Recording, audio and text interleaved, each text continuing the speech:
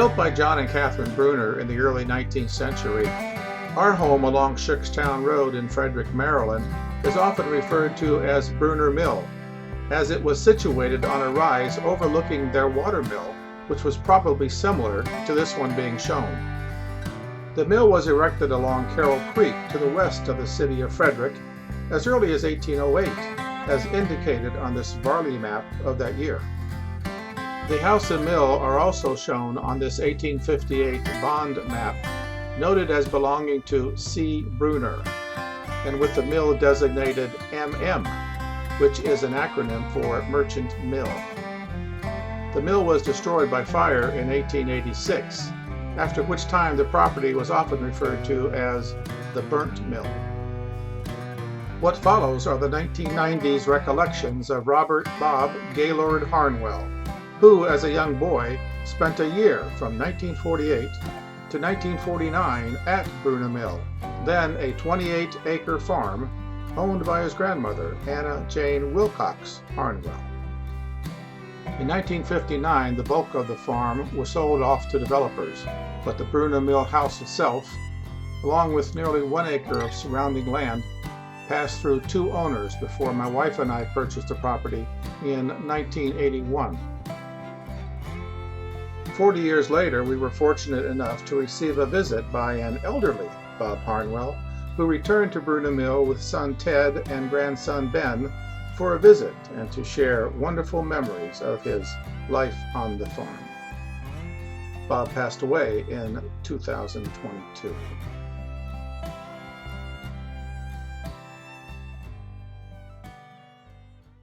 Life on the farm in 1948. Robert Harnwell's Memories of Brunner Mill, in Frederick, Maryland.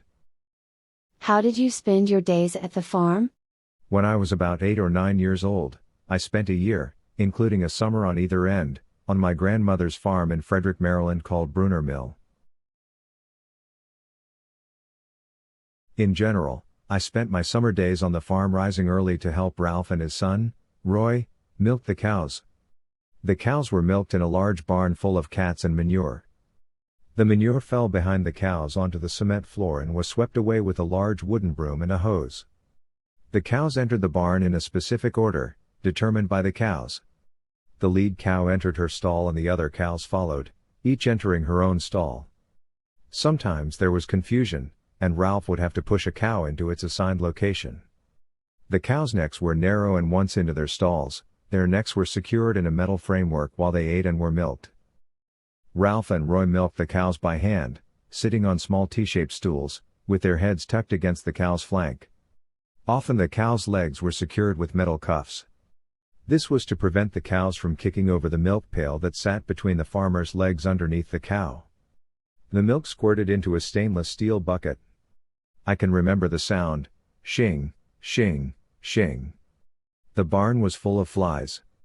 The cows flicked constantly at the flies with their tails. I remember Ralph telling the story of the farmer who had tied a brick to the tail of the cow in an effort to keep the tail from swatting the farmer while it swatted the flies. The cow's tail was strong enough to swat the farmer with the brick. I am not sure if this was a joke or true. After the cows were milked, the milk was taken to the separator house, which was a small building in the center of the yard.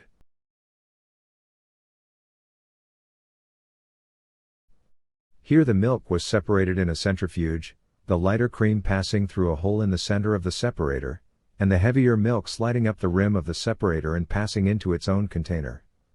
My grandmother sold the produce of the farm, including the cow's milk and eggs from the chickens.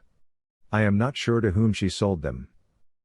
I would eat breakfast by myself in the big house, as my grandmother's residence was called by Ralph and his wife, Olive, after we milked the cows. My grandmother had breakfast in her room upstairs. My grandmother's 2 house servants, Janie and Lucille Posey, served breakfast. Lucille cooked and her daughter Janie served the meals and cared for the house. After breakfast, I would go upstairs to my grandmother's room. Janie would remove Nani's tray, and I would sit and talk with her until Ralph arrived for the day's instructions. These generally included a discussion of how things were going on the farm, my grandmother's needs for transport during the day, as Ralph doubled as her chauffeur, and any other needs for the day. On Sundays, When Ralph climbed the stairs to my grandmother's bedroom, he paused to wind, and set the grandfather clock. During a normal weekday, when Ralph had left my grandmother's room, she would check over the assignments she had given to me the previous day. These involved memorization of various pieces of literature including famous speeches and epic poems such as the Gettysburg Address, Horatio at the Bridge, Paul Revere's Ride, the Ten Commandments, unabridged, and one of her favorites, The Highwaymen. I remember some of these to this day. I don't remember how I felt about having to do this. My guess is that I probably was less than pleased, but I don't remember the emotions connected to the task. When my obligations to Nani had been completed, I was then able to spend the rest of the day enjoying the farm. Generally, there were chores around the farm that I could do, or else I could help Ralph or his son, Roy, or Ralph's wife, Olive, with whatever projects they were working on. That might have included shelling peas, bringing in the hay, cleaning the chicken house with a heavy scraper, watching Ralph make things in his shop, picking up potatoes behind the tractor as it turned over the ground, riding my bicycle, or, occasionally, swimming in one of the 2 creeks that passed through my grandmother's 28-acre farm. One of the creeks was at the bottom of her front yard and was crossed by a small wooden bridge, just below a noisy weir. The other creek wandered through the bottom of her meadow, serving as the cows' water supply as well as a spot for them to stand in the shade of the trees in the hot days of summer. An electrified barbed wire fence surrounded the working part of the farm. It served to keep the cattle in their pasture and the neighbor's bull at bay. I would eat lunch and dinner with my grandmother and her 2 dachshunds in the formal dining room of the big house. The dog sat on a chair at her right hand and would be fed scraps from the table. After lunch, my grandmother took a nap, and after dinner we would play cards. She spent her mornings making wooden jigsaw puzzles on a jigsaw in an upper room of the house. She mounted enlargements of the Saturday Evening Post covers and other pictures that she liked on 1/4-inch plywood using glue to attach the paper and heavy antique irons to hold the paper down while the glue dried. The wood was then cut into 4 large sections, and each of these was further reduced into small interlocking puzzle pieces. She often included recognizable patterns and shapes among the pieces, such as people, houses, animals, and sea creatures.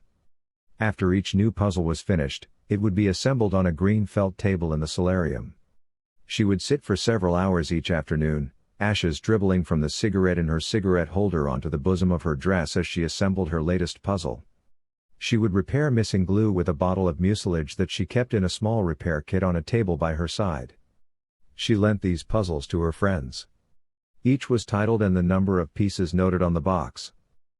In addition to solving and creating crossword puzzles, she also enjoyed playing bridge with her friends. In the evening, after dinner, Nani would teach me card games. The points we scored were tabulated on a small plastic counter that was similar to an abacus, with tabs that flipped up, standing for 1s or 5s or 10s. She was well read and intelligent and encouraged me to read.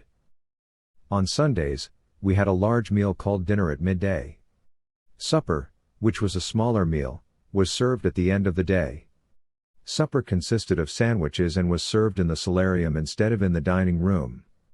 The solarium was a room, 3 sides of which were glass. My grandmother would listen to Jack Benny on the radio. Sunday dinner almost always consisted of chicken. 2 chickens would be killed on Saturday for the following day's meal. Ralph would carry the chosen birds upside down by their legs from the hen house to the chopping block, which was located just inside the main gate to the pasture. Here they would meet their maker when he would strike off their heads with a single blow of an axe that lay buried in a wooden tree stump between uses. Following the decapitation, the chickens would flop around on the ground, blood spurting from their necks. Their lifeless heads would be consumed with great relish by the 2 farm dogs, Minx and Tippy, both of which were beautiful, sturdy, crossbred dogs. They were very smart and at Ralph's command could be sent into the lower pasture to herd the cows back to the barn for the afternoon milking. The cows were milked twice daily.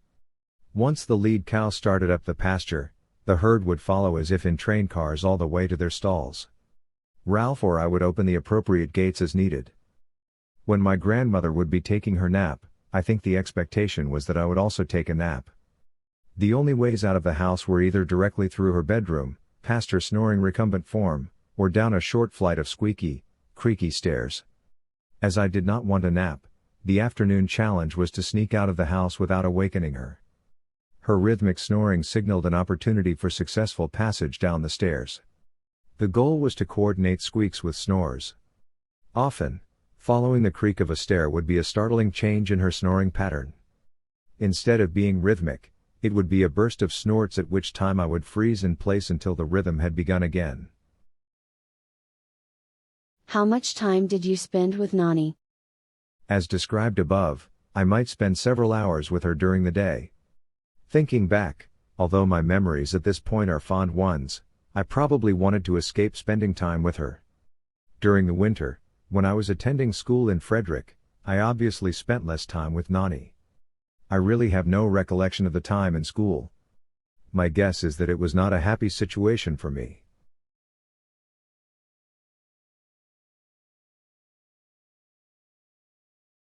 How much time did you spend with the Cullers?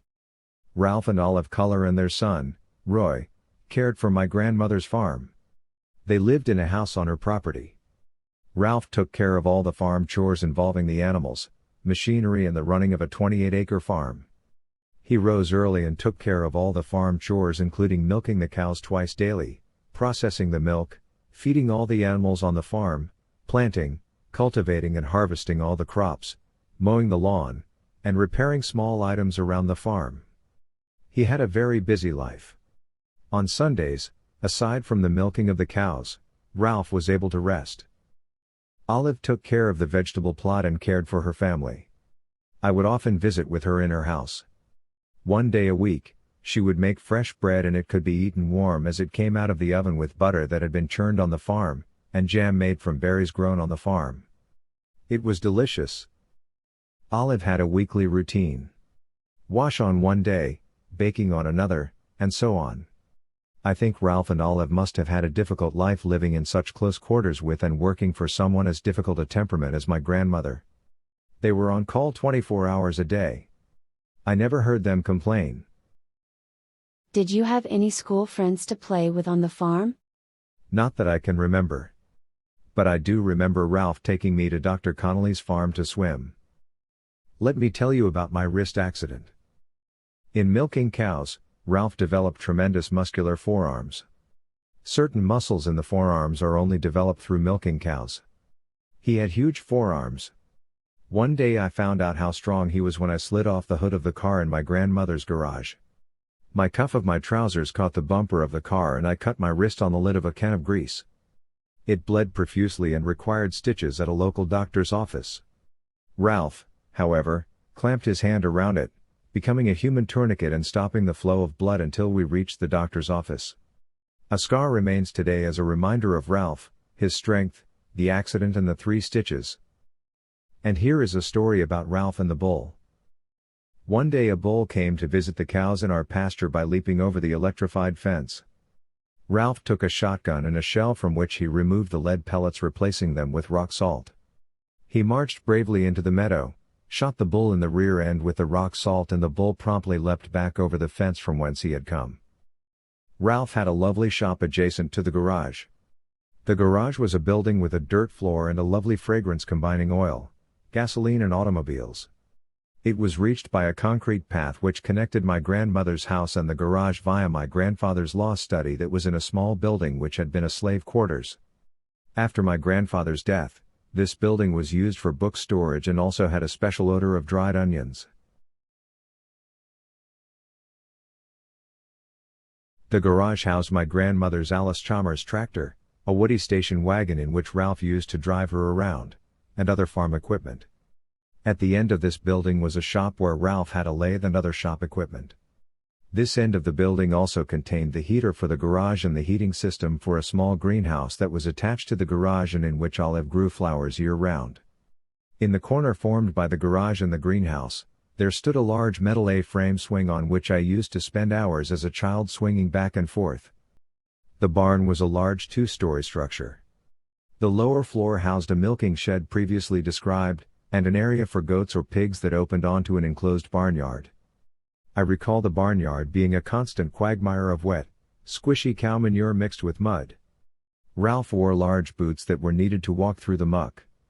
Periodically, The manure was loaded into a spreader that was pulled by the tractor onto the fields and dispersed over the fields as fertilizer.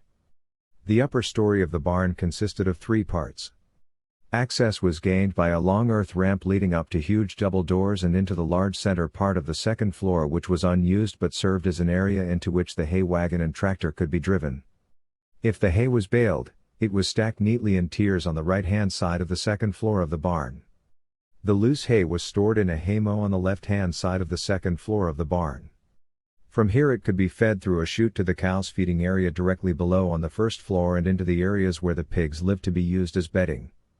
In addition, there was a wired-off area used to store corn and protect it from the rats. Next to this area was a machine that could be turned by hand and would remove the dry corn kernels from the cobs. The corn went to feed the chickens and the cobs were ground and used as fertilizer on the fields. It was possible to play in the hay and jump into it from the elevated wooden sides that contained it.